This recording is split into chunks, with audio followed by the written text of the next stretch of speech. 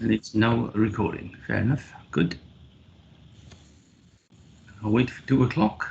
It's 2 o'clock. So, good afternoon. Welcome to the afternoon, everyone. Thank you for coming.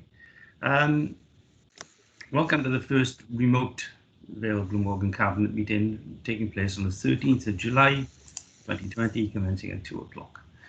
For those who don't know me, I'm Councillor Neil Moore. I'm leader of the Council and Cabinet Member for Performance and Resources. I'd like to remind members and officers, we have officers present too, that this meeting is being recorded and will be uploaded to the Vale of Glamorgan website as soon as practicable after this meeting. As I said, as you may know, this is the first remote Vale of Glamorgan Cabinet meeting taking place since the 23rd of March 2020. And that's as a result of the ongoing COVID-19 pandemic. But I think it's important to note that this does not mean that the Cabinet or the Council officers have not met in the meantime. Nothing actually could be further from the truth. In a moment, I'll ask each Cabinet member to introduce themselves, but before I do that and commence the meeting agenda, I'd like to take this time to say a few words about what has occurred since our last formal Cabinet meeting on the 23rd of March 2020. At the outset, and from the 24th of March onwards, the Council set up a Gold Command comprising of senior management team of directors, but also included several heads of service, our communications team, and very importantly, officers from emergency planning. Other officers were also invited where specialist knowledge was required, and also attending the Gold meetings with myself as leader and Deputy Leader Councillor Burnett. Initially, the Gold meeting met daily for the first several weeks, probably 10 or 11 to be honest, including many weekends. Other officers and Cabinet members met intermittently as required during other parts of the day as part of their portfolio responsibilities. So although Liz and I were in the Gold meetings, the Cabinet members still held their meetings with their respective officers. More recently, since the easing of the lockdown, the Gold team has met formally 3 days a week, but other service-specific meetings have continued as required to ensure that issues were dealt with as they arose, and there have been many, including opening up parks, car parks, etc. At this juncture, I'd like to formally thank all of those who have contributed to these meetings, which have ensured that the Council services has, in the main, continued to operate. Many members of staff have been stepped up and continued to work either by attending the offices or mostly remotely from home, as the offices were closed, and by doing so helped contain the virus. However, there were many members of staff that continued to work at the front line. They continued to collect the refuse and recycling, albeit with a slight delay in starting of the green waste services. Other members of staff carried out their demanding work in social care and other care home sector, but they looked after the most frail and vulnerable in our society with the same dedication as they always do. We must also thank our teaching and school support staff who initially kept our schools open, and then in school hubs, where they looked after our key workers, children and many vulnerable children. They've also included providing meals and packed lunches during those troubling times, so we have not let anybody down as far as I can see. I can't fail to mention our cleaning staff, who have made sure our workplaces were kept clean and ensured our staff working in various locations was safe and helped prevent the spread of COVID-19. In terms of my portfolio, there's been a great deal of work organising tests for staff and certain groups of residents alike. I'm proud of the way in which that was organised, and that's down to our HR team and emergency planning. Similarly, I have to thank our finance and regenerations team, who have given out approximately almost 25.5 to 26 million pounds worth of grants and arranged for business rates to be given breaks that the Welsh Government have agreed and hopefully will pay us something towards it, if not all of it. I could go on, but I have to leave something for my Cabinet colleagues to expand upon. On a personally, I've also had constant contact with the other 22 leaders in Wales, and that's been quite enlightening, to be honest. Meeting with them daily initially, and then for the first 2 months, and then 3 times a week, and also meeting with Welsh Government ministers on a weekly basis too. So I have to thank the 22 leaders who have always worked together, despite the fact that we may come from different political parties. And I'd also like to thank the Welsh ministers who've actually given up their time to actually come and talk to us directly. And they've told us about things that are going to happen. The announcements are made every day at 12:30. So actually, it's been a very good scenario in terms of that, albeit it came about because of COVID-19. I've also met with the Welsh Local Government Association officers, other Welsh councillors, and various ministers as part of my portfolio brief, and I know that my cabinet colleagues have done something similar. I'm sorry taking up the time in making this statement, but I think it's important to realise that none of us have sat back during this pandemic. It has been a difficult time and much work has gone on in the background, and I think it's important that anyone listening or watching this transmission is in no doubt of the amount and complexity of the work our staff have carried out to keep the majority of our services in operation. It's enough for me in terms of that, but I think it's a huge gratitude we have to give to our staff, and I don't want it not to be said. I'd now like to continue the agenda in some respects, but I'd like to ask my cabinet colleagues to also introduce themselves, their portfolios, and if they wish to make a few comments about the work in their portfolio. And so I will ask them in alphabetical order, perhaps would be good. Councillor Burnett first, please. Thank you. So I'm Liz Burnett, Deputy Leader of the Council and Cabinet Member for Education and Regeneration. If I could, I'll comment later when we're discussing the report. Indeed. Next to introduce is Councillor Ben Gray. Thank you, Leader. Yes, I'm Ben Gray. I'm Cabinet Member for Social Care and Health.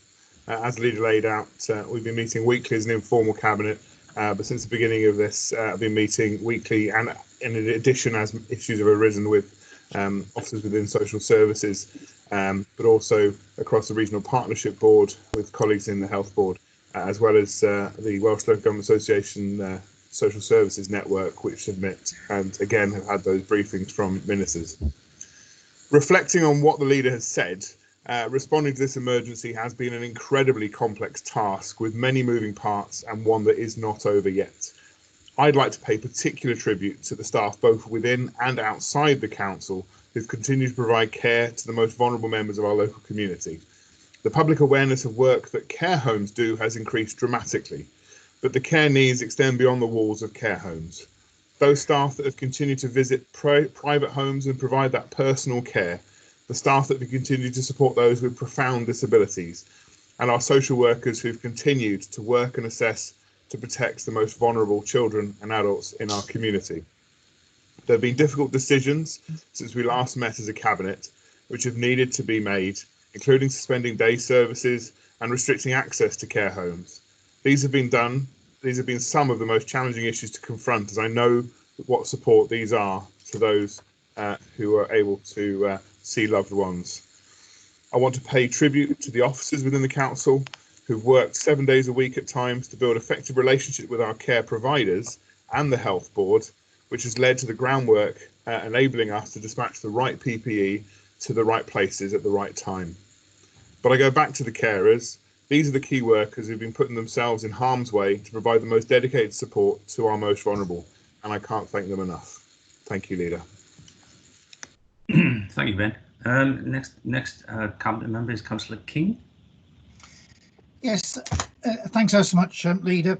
I'm Councillor for the Cornerswell Ward in Penarth and the Cabinet Member responsible for Neighbourhood Services and Transport. And I'd like to just follow up a point about my involvement since the coronavirus lockdown started. And like everybody else, I found new ways of working, great use of the phone, email, and obviously virtual meetings. And I think I made a personal reduction in my carbon footprint just by virtue that it took me 3.5 months to fill up with petrol. and maybe some of the lessons learnt will inform my future work. Thank you. Thank you very much. Thanks, Peter. Next one, Councillor Wilkinson. Thank you, Leader.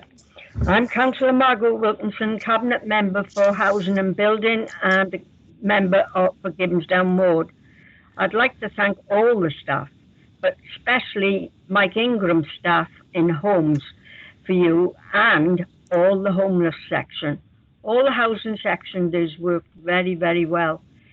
We have had extra people coming through because of domestic abuse. There is increased quite a lot in men and women, and the homeless team has worked very great to keep it all under control and other homeless people. The building part of our properties are still going ahead. The houses are still being built. They did stop for a couple of weeks, but they are all back on site, so that is something to look forward to. But once again, I'd like to thank every member of the Vale of Glamorgan Council. They have worked very, very hard. All the workers and other councillors as well kept up all the work for this council. Thank you very much. Thank you, Margaret. And sorry, Catherine, I should have brought you in first. So, Catherine McCaffer. Thank you, Leader. I'm Councillor Catherine McCaffer. I'm the Plymouth Ward member in Penarth and the Cabinet Member for Leisure, Arts, Culture and Youth Services. I absolutely agree with what the Leader's been saying. It's great to be able to take this opportunity formally to thank all of the staff who've been working so hard to keep services in place for everyone who needed them.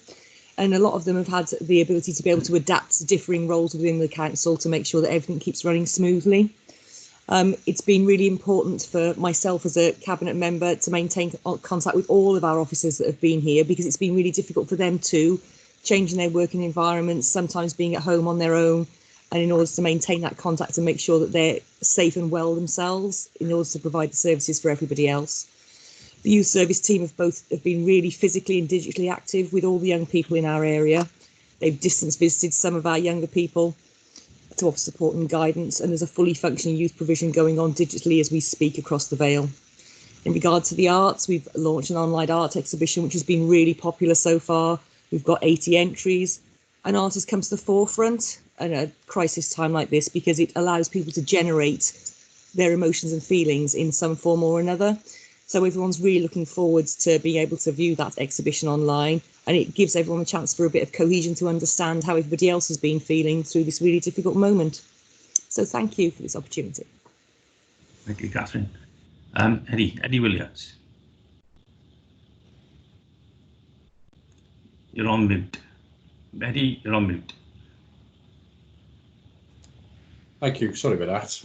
It's typical, isn't it? Right, okay, I'm Cabinet Member for Regulatory Services, Legal Services and Planning. All of these functions have been continuing under changing circumstances over the last weeks. We know on a daily basis that the regulations are changing, and even today we're getting more changes that the Council have had to implement. Particularly the regulatory services and the legal services have to keep up to date with those, and they've managed that outstandingly. It's excellent to see that as a council we've been able to progress those forward. Planning has continued. There are over 160 applications have gone through, 131 of them being delegated. You will see a lot of the information that's in previous reports, particularly this under the last April meeting. I just want to thank the staff. Without doubt, it's from the public. They won't see the amount of time and effort that they've been doing 7 days a week, and from my personal point of view, I thank them that they've been able to do this without any pressure. They've willingly taken it on board. So my thanks for them. Thank you, Eddie. Item on the agenda is apologies for absence. There are none. Next item is the minutes for approval. I have one correction. That is on the minutes, pages 294 to 299 should actually read C 294 to C 299, which shows it's cabinet minute. So with that amendment, Can I formally move the minutes, and wondered if anybody else would like to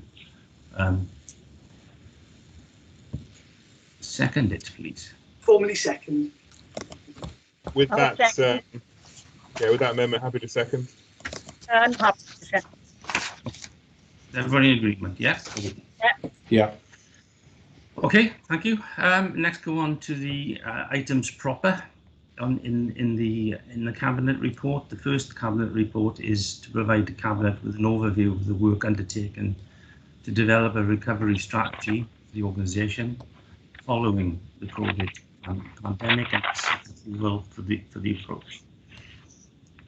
This is quite a comprehensive and very full report. I make no apology for actually reading most of it out. I think it's important. We've talked about the fact that our officers have done so much work, and this actually shows some of the stuff. So basically, what this report provides is Cabinet with an overview of the work undertaken to develop a recovery strategy. This doesn't go in fact of the areas that we've carried out during the pandemic, and in fact, if you look at the background papers, then you can see other reports which have been circulated so that everybody, all councillors, know what has gone on. So there's background papers. This relates to the recovery strategy for the council following the outbreak. The previous updates, as I said, have been provided to members and referred in the background papers. The report provides the Cabinet with an opportunity to consider the phases of response, the transition and recovery associated with the pandemic, and it gives an update on the current status of the Council's work. The report seeks approval for the approach to developing the recovery strategy, including a recommendation to refer this report to the Scrutiny Committee Corporate Performance and Resources for that committee's views to be considered on the proposed approach, and I think that probably is taking place this Wednesday. In order to continue to, this report also is there in order to continue to keep stakeholders updated on the Council's work, and it's also recommended that this report therefore be sent to all elected members, town and community councillors, and members of the Public Service Board for their information. I will go through the fact that there are recommendations, and I will give the recommendations. The first one is that it is recommended that Cabinet note the contents of the report. Second recommendation is the recommendation that Cabinet approves the approach to the development of Council's recovery strategy and receives further updates in due course. It's recommended that the Cabinet refer, as I said, to Scrutiny Committee for its consideration and views on the approach being developed and adopted in terms of a recovery strategy. It's also, as I said, recommended that it be sent to all elected members, town community councillors, and members of the Public Service Board for information. In terms of background, as I said, reports have previously been produced in response to the COVID-19, and they're in the background papers. And papers that are but this report and are focused on the initial services responses, emergency planning mechanism enacted and associated governance arrangements. The most recent reports provide an overview of the way in which services were operating within the regulations and guidance from Welsh Government and UK Government.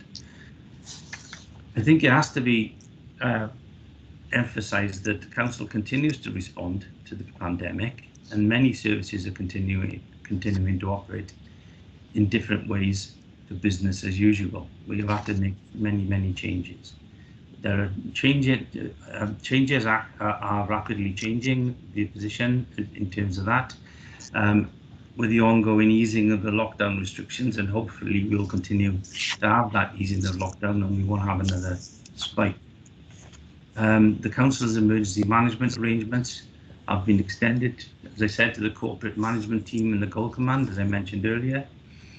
In recent weeks, as well as managing the response to the pandemic, we've turned this to recovery, and it has wide-ranging and wide-reaching issues for the public of the Vale of Glamorgan.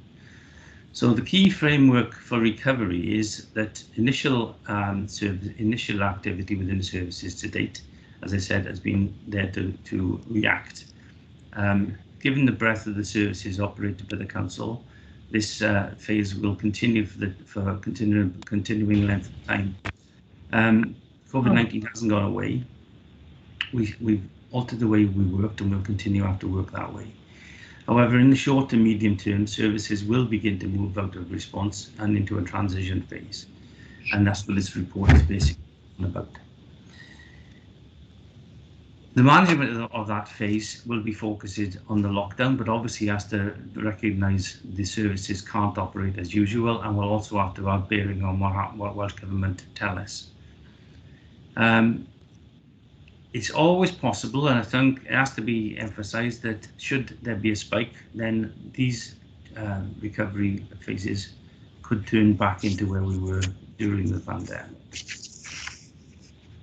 The recovery work will involve long-term consideration of how the council will work in the future, learning from the pandemic and the pressures and demands upon it. It is not going to be the same as it was before.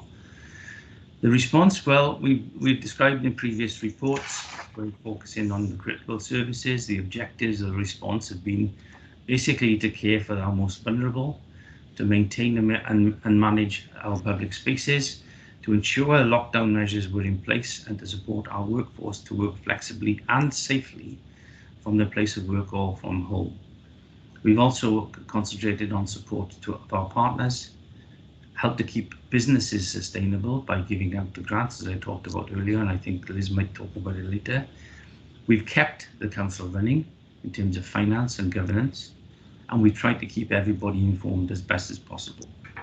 As I said, that's been coordinated through the Gold team, and that will continue. It's specifically in the early days talked about PPE issue. That was a particular bit of a crisis because there wasn't enough about. We have looked at the transition of the recovery, and we will continue to do that. So what's continued? For most of the services continued, albeit in different ways to different extents. There are some clear exceptions, such as schools, for example. We know schools were shut down, but we kept our key workers and vulnerable children in some of those areas, and we've continued to have some social service provisions. What stopped? Largely face-to-face services only, such as reception areas, as the council offices have been closed down, and clearly that's a part of the recovery process. There have been some changes in terms of the work that needed to be completed in the capital programme, as well as intervention and prevention services. So some things have slowed down and some have changed altogether. What's been done differently? Well, we've changed the way that we worked and the emphasis on digital methods such as video conferencing, such as this. I'm working from home, members are working from home, some members are in the office. Staff have been used in different ways within schools, teachers, learning support assistants, providing childcare. We've repurposed staff to go out and help with the PPE provision. We've had people who are usually in a workforce and a workplace have changed and gone elsewhere and worked elsewhere, and very successfully, I have to say too. There's been an absolute willingness to experiment, to take some measured risks, which I think have to be done under the circumstances. And the projects have been driven through at a pace which is unusual in some respects. What have we learned from the phase? We've learned how to support people in different ways by working differently at home. In terms of equipment, we've had to maintain communications. That's been a struggle for everybody, I think. Everybody, in the first weeks, everybody worked at home and the Wi-Fi and internet just could not cope. We were required to work hard in terms of ICT to support the work from home. I think that has effectively been worked on now quite well. Changes for more remote ways of working are not always positive, with some requirement of face-to-face intervention to be most effective. So we've had to use a blend and virtual ways of working, as we're doing now. But I think staff, to be honest, have adapted very quickly, and with the dedicated teams that they are. They continue to operate the services in unprecedented circumstances. how would we look at the morale of staff? I think the morale of staff has been exceptional, to be honest. There are mixed pictures in terms of morale, obviously, and we've reflected on different ways in which personal experiences have affected the way the colleagues work. But we have a balanced way of working, I think, but it's all down to the commitment of the staff more than anything else. There's been obvious issues in terms of caring responsibilities because our staff have their own families. Some people have had to self-isolate, some people have been shielded, and so it's been difficult for some members of staff who have had those caring responsibilities to carry out the work, but many have, and most have in fact, and worked flexibly around that. We've talked to staff, we've asked staff what they thought, and basically it's been welcomed. Results have been subject to an initial analysis, and they're attached to the reported Appendix A to the report, which I won't go into, that you'll see for yourself. They will continue to be analysed further so that we can learn more lessons. What demands and issues are emerging? Well, finally, services. We're asked about demands and issues. There is obviously an impact in terms of transition and recovery. We need to work flexibly. There's expectations of working practices will change. Working hours are changing. The working environment has changed. Some public services have ceased working, such as the core services. And when they restart, that'll have an increased demand on our service, such as housing and the homelessness support. But again, in terms of homelessness, we have actually put there've been not many, if any, rough sleepers on the street. I know one person who didn't want to be picked up, but most of them were. We need to undertake the work to identify new priorities and then emerging areas of demand, because things are going to be different. We have to look at phasing the lockdown, as I say, but we will still have a series of objectives for this phase of work. We have to ensure that we manage and mitigate the risks for the longer term recovery and easing. We'll continue to respond to changes in lockdowns, and we need to refocus some of the issues in terms of scientific evidence around the R value and Welsh Government advice. We need to consider the crisis has made us think differently in terms of the way we communicate and how we serve. We need to support our staff and elected members and residents. We need to communicate and engage with the people better. The key issues in the next couple of weeks will be focused in several areas. We need to consider the reopening of schools. I know we worked for 3 weeks and had some checking to catch up prior to the summer holidays. But as we move forward, and we need to focus on how that will affect the new academic year. We've had to look at the reopening of non-essential retailing. So we've done a lot of work in preparation of our town centres in order to offer a safe environment for our shoppers and businesses, and that's not been easy. Each town is slightly different, and the nature and characters have to be individually reviewed. But again, we've made some measures, but they will be closely monitored. Another area has been the management of parks and resorts, and we know that all our car parks in coastal and coastal areas and those areas of destinations were closed down. We've had to start those back up, but there's been some consequences in terms of car parking and displacement parking, and as a result, we need to better management the situation in car parks when they were opened from mid-June.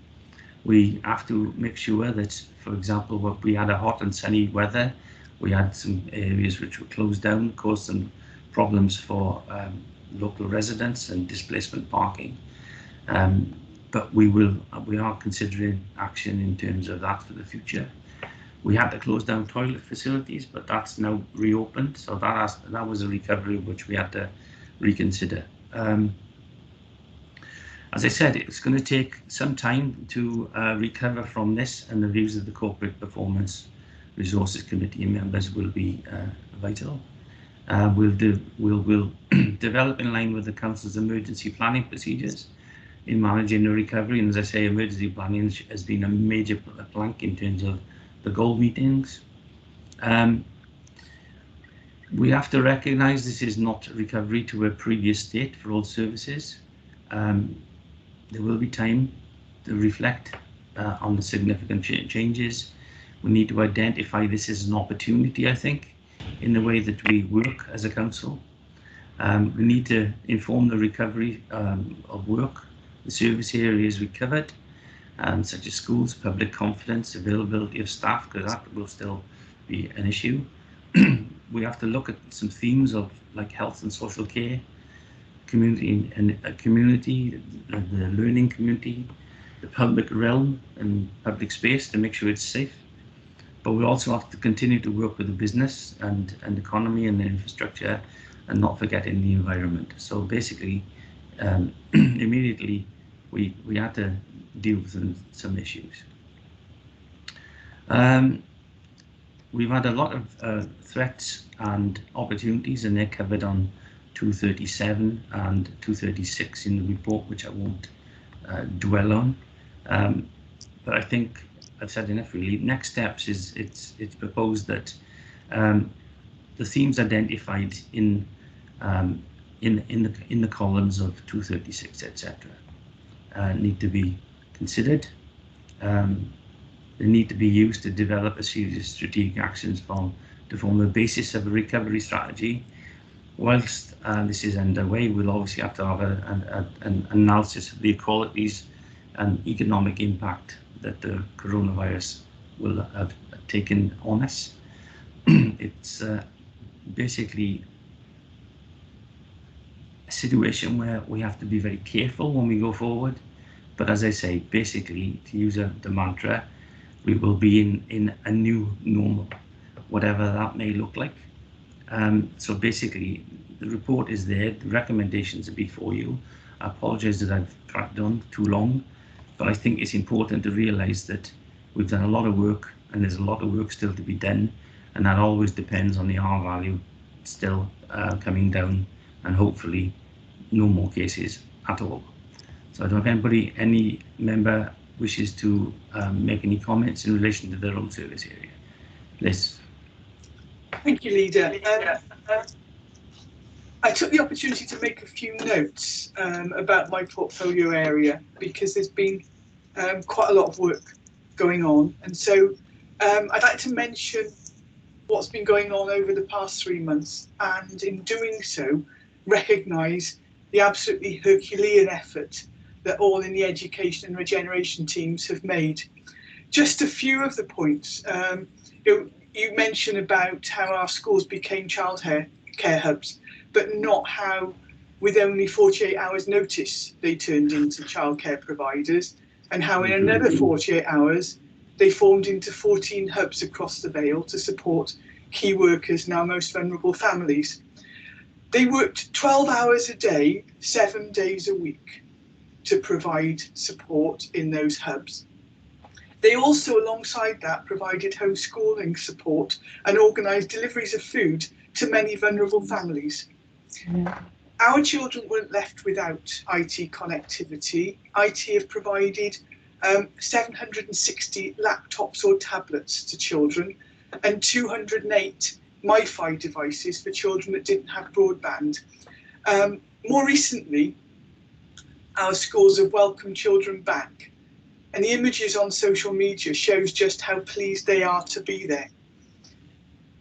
Big Fresh Catering, who do the school meals, have also stepped up. They've provided breakfast, lunch and an evening snack within the hubs. They've coordinated deliveries of thousands of vouchers for children who normally receive free school meals, and also grab bags of packed lunches.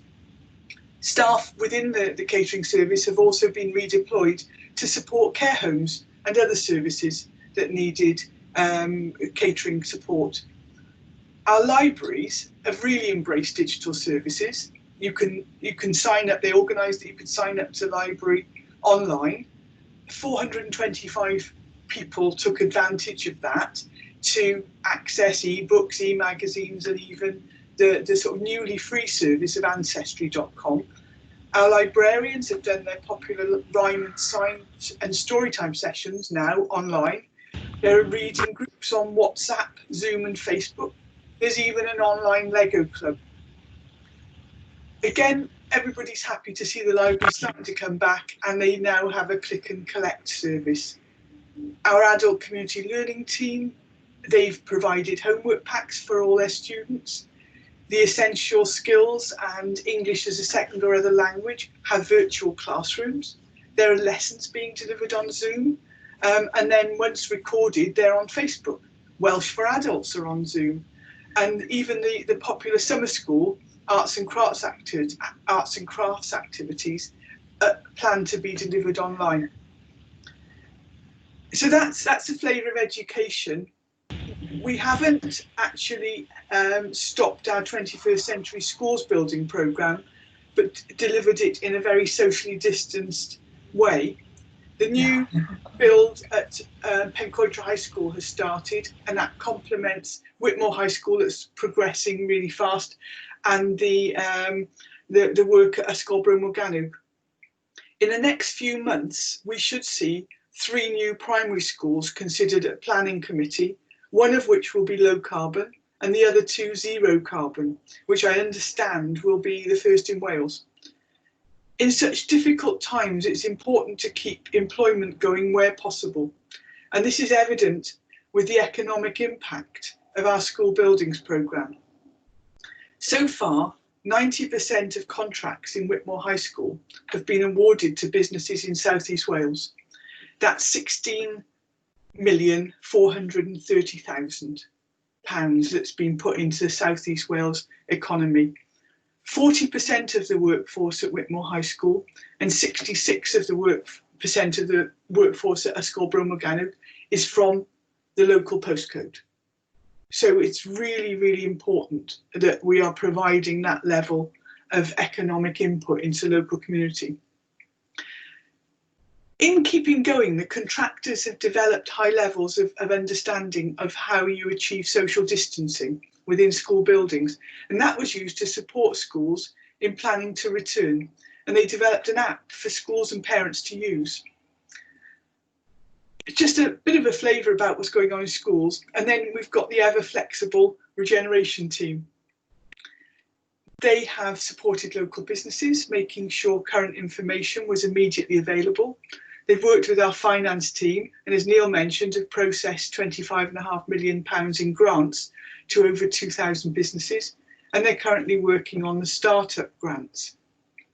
They've been working to help town centres and tourism businesses move forward after lockdown, which hasn't been easy because a lot of people don't understand that we need to make space for pedestrians in our town centres to socially distance. So sometimes we need them to be able to step off the pavement into a parking space.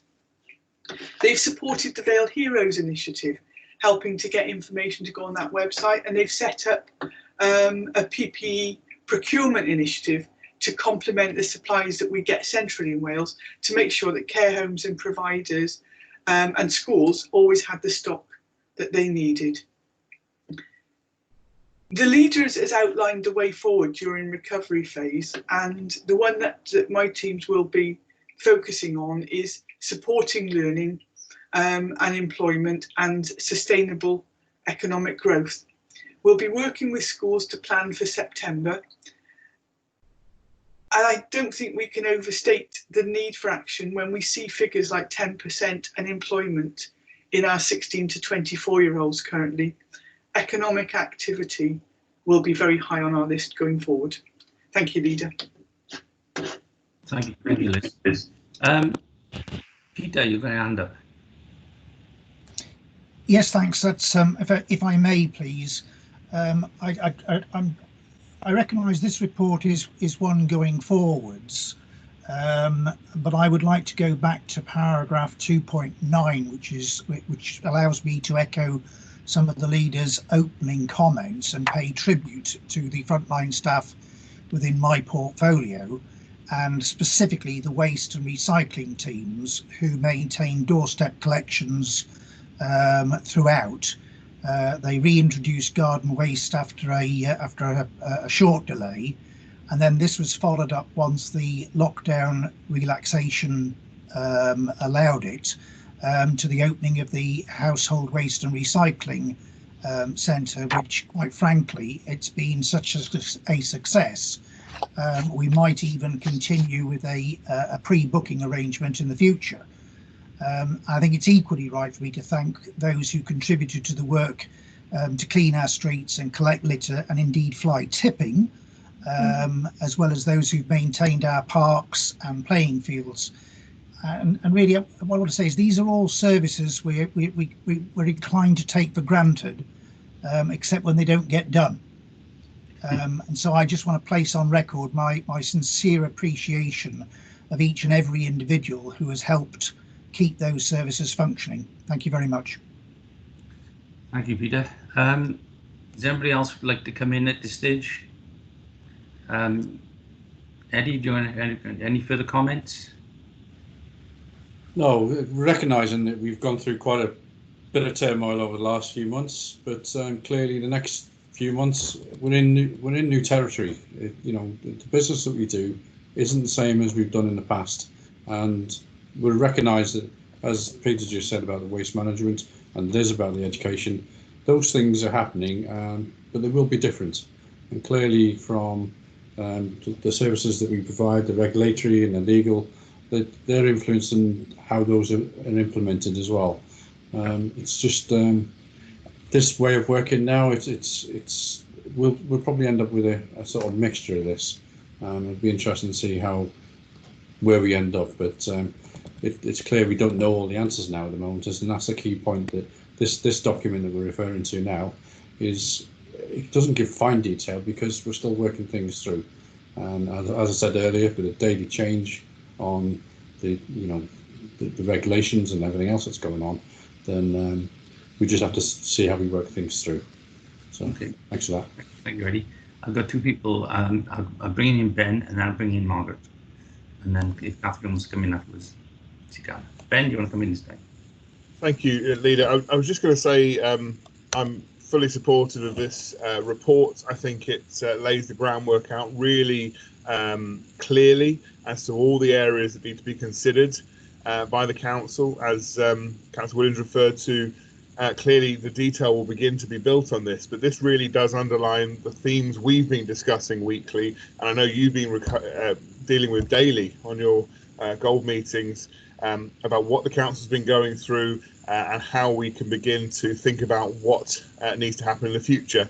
In terms of within my own portfolio, clearly we've had to move to some virtual services to provide that contact, and it may be that some of our users quite like the virtual contact and may want to have that alongside some face-to-face contact. So there are some opportunities that come out of having a good long look at what we've been doing that may be to the benefit of our service going forwards. But I'm really happy to support this vote for this report to go forwards.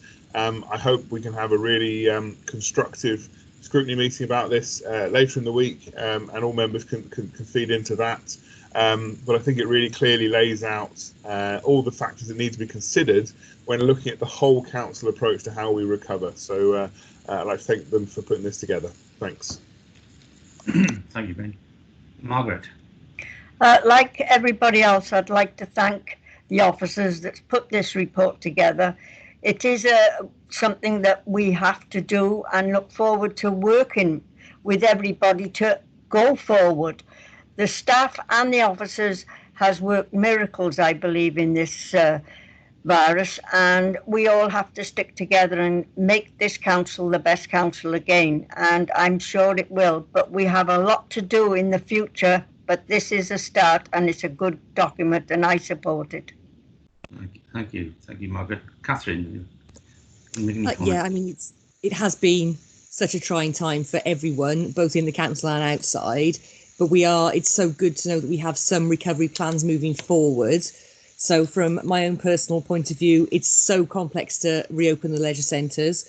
But as soon as we have guidelines from Welsh Government, we are really looking forward to everyone coming back and enjoying the facilities, which is so important for so many people's well-being and health. The youth service are reinstating their youth engagement programme, which means with our partners, so we can assist all the young people who've been out there and kind of a bit of a loss. It's so hard to be a teenager in this particular environment. They're trying to find a sense of selves, and they just are being restricted in ways they just don't understand and can't deal with.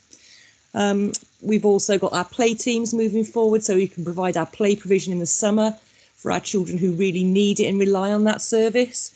And it's so good to know that we'll be able to open our outside play areas shortly as well, because children are definitely missing being able to go and play on that equipment. The community centres are on the verge of reopening as well, and we should be shortly having some guidelines from government about that, which is very important again for all of our communities across the Vale. And it's, like I said, just such a trying time for everyone in so many different ways, but all we can currently rely on, like everyone said, is change, and we just need to be able to embrace those changes as we move forward. All of our staff have been amazing in looking at different ways to do stuff and working a lot more cohesively than ever before. And we just, like Councillor Williams said, we just need to be prepared to see what our new reality looks like. But we're all here to support our communities and our staff. So thank you. Good, thank you. Finally, I'd like to see if our Managing Director, Rob Thomas, wants to say a word or two. Rob, are you there? Well, I know you're on the line. Yeah, thank you, Leader. Just to flag up a couple of issues with the report in terms of key points, if I may. The section at the bottom of page 4, paragraph 2.4, I think is a really useful summary of where we are, the way we are looking at the framework moving forward. As you've already mentioned, we've been in the response phase to the virus for coming up to 3 months now. And we're, to some extent, we're still in that response phase because things are changing weekly, even daily in some instances. But what the text there demonstrates is that we are now also in the transition phase out of response and into recovery. And some of those transition elements of work are issues that are very much the here and now. So things that you've mentioned already, like the opening of our parks, the opening up of our town centres, looking at how we can adapt our office environments, our workplaces, and that involves keeping an eye on the R rate across the Vale and also Wales constantly as we move through that transition phase. So that's covered in the report, but what's also covered in the report then is the longer term recovery. And if you, as you suggested earlier, if you look at some of the themes that we've drawn out in terms of our recovery phase, we've looked at 6 themes in particular. So recovery in the health and social care service, the community and the humanitarian theme, that is around our housing supply, for example, and homelessness provision. Learning continuity is going to be absolutely vital moving forward in terms of how our schools function come September and how we can get through the curriculum. How we reopen our public realm and our public spaces to people who want to enjoy those areas. Our parks, our coastal resorts is a big theme for us. And then a very big area across Wales, but also in the Vale, is how we respond to those challenges around the economy and business and infrastructure requirements. And finally, looking at the environmental issues as a result of coronavirus and how we can possibly take what we've seen in recent months with the reduction in traffic, the reduction in pollution, and how we can take those forward. And our strategy in the report is really to consider those themes against our corporate plan. As you know, our corporate plan is relatively new. It was adopted by the council just before COVID-19 basically affected our day-to-day working. And an important area for us is going to be then to look at those themes and to reflect on how it impacts our corporate plan moving forward. And that really summarises how we're going to take the recovery work forward, how we're going to assess the impact of coronavirus on all those important policies that we set out for ourselves just before coronavirus impacted on the way we all live our lives and the way we run the organisation and the way businesses run. So that's really all I've got to say, but that is really looking forward in terms of how we take our recovery work. Indeed, thank you. And the other thing is, of course, we have to rely on the public in terms of helping with the recovery, and they have to realise that the COVID-19 is still out there and is still a risk, and some of the scenes that we've seen lately are not helpful. So, the plea from me and from the rest of us is, look, be careful. We are on a recovery stage, but it could quite easily just go backwards, and we could go back to where we were on the 23rd of March. Yeah. So this is a report about recovery. Hopefully we can do that, but we can only do that if the public come with us, and people have to be responsible. As I kept on saying all the time, people still have to take responsibility for themselves and the well-being of others. And that's the reason why we've done what we've done in town centres. That's the reason we closed things off, and the reason we've tried to be reasonable with people. We've learnt some lessons in terms of things like displacement parking, and we'll have a report come in to our cabinet shortly in terms of that, so we can use that as part of the learning lesson of COVID-19. But in terms of the recommendations, they are before you. And I have read them out. I'm not going to read them again. Can I ask for everybody's adoption of those recommendations, please? Are there any easiest way is, are there any dissenters? I don't think there actually are. Formally second. Okay, good. Thank you very much. The next item is in relation to the Vale Glamorgan Service Board Annual Report 2019-20.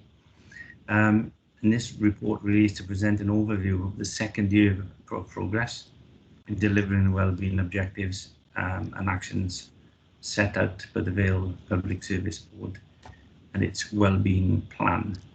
The wellbeing plan was initially launched in May 2018, so it's a while ago, but since its launch, partners have been working to progress the wellbeing objectives and the actions aligned to those objectives.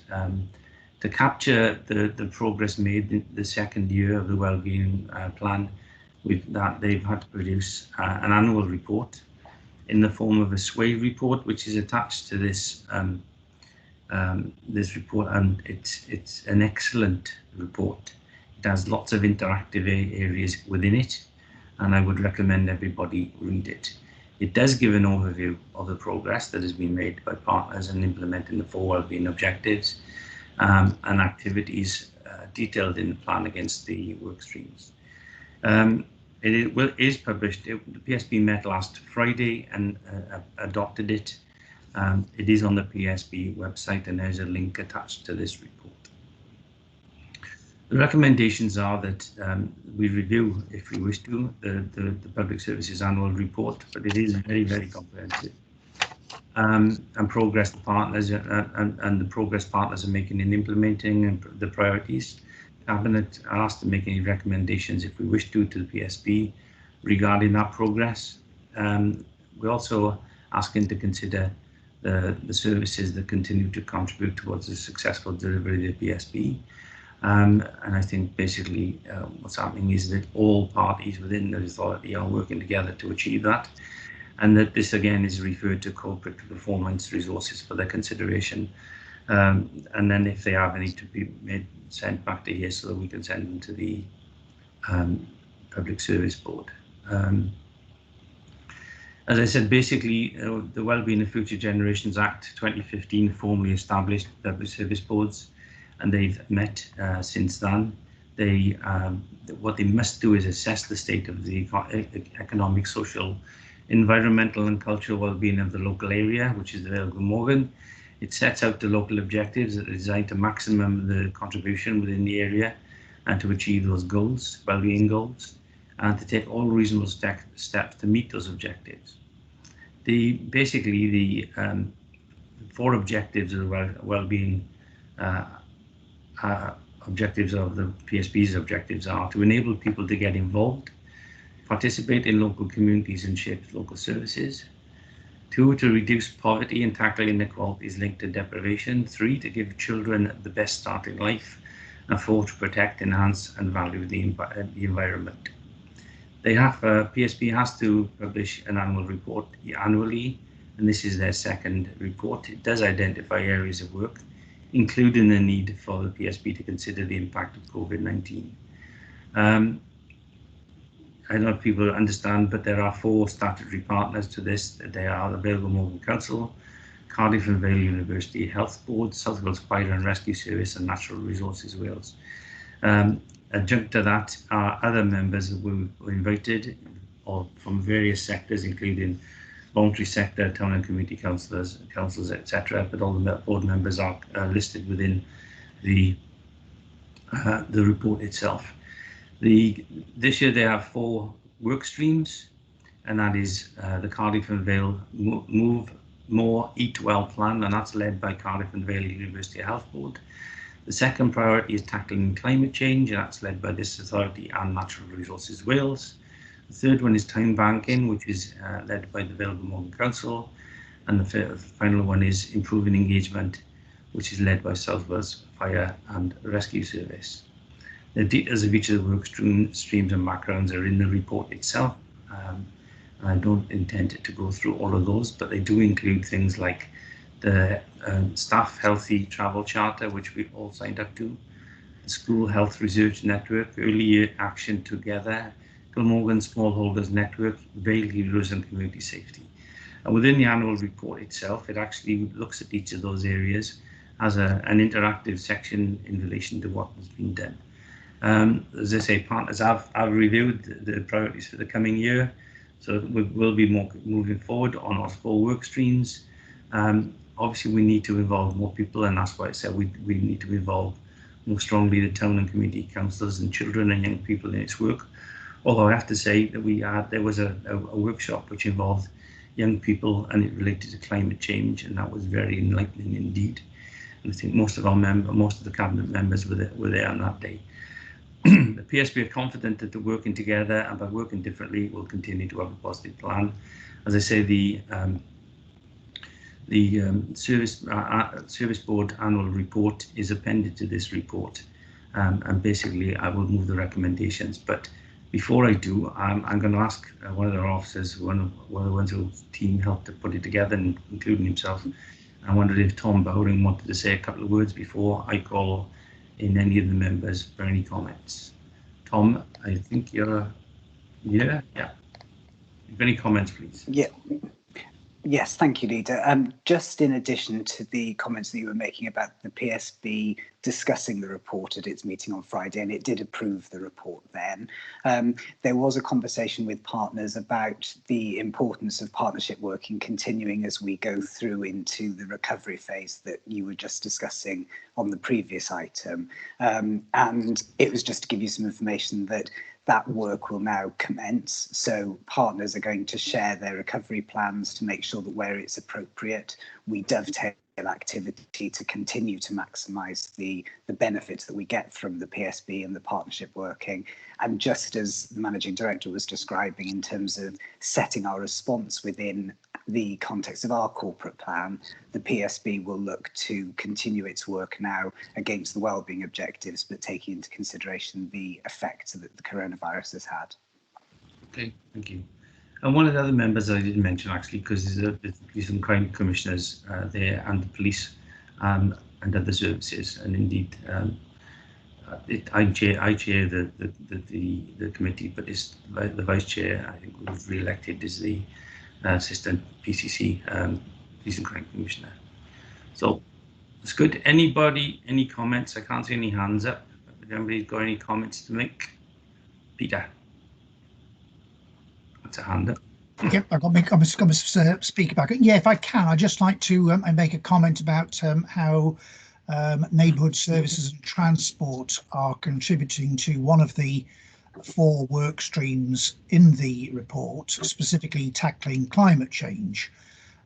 We are building on our carbon reduction that we achieved with the residential road street lighting, and we're about to utilise a Salix Welsh Government grant funding towards the replacement of our main road lighting schemes, and convert those to LEDs. These are even more sophisticated than the early generation. They will allow us to vary the lighting levels and give us the ability to reduce our CO2 emissions even more, and indeed reduce night light pollution. And then also, despite some of the difficulties connected with coronavirus, we are introducing e-bikes for hire, and we hope they will help residents utilise them for perhaps some of the journey that they might otherwise make by car, and complement other means of transport. But on top of which, we are hoping that once people have had a chance to try out and test an e-bike, they might even decide to go and buy one for themselves. So I like to think we are helping our bit. Thank you. Okay, good. Has anybody else got any comments? Otherwise, I will move the recommendations. And I'll forward a second. Thank you. No, is any all agreed? Yes. Yeah. Yeah. Good. Okay, Catherine. Yes, is back. She's put her camera on. Good. Thank you very much. In that case, that's moved. Item 6 is any items that decided urgent. We have none. In terms of part 2, there are no part 2 items either. So I will formally close the meeting, but thank you for attendance. Thank you all the officers who are also sitting there in the background without their cameras on, but can I thank them for attendance too. And just be safe, keep well, keep safe, and remember it hasn't gone away. Yeah. Okay, be good. Thank you. Thank you. Thank you, Leader.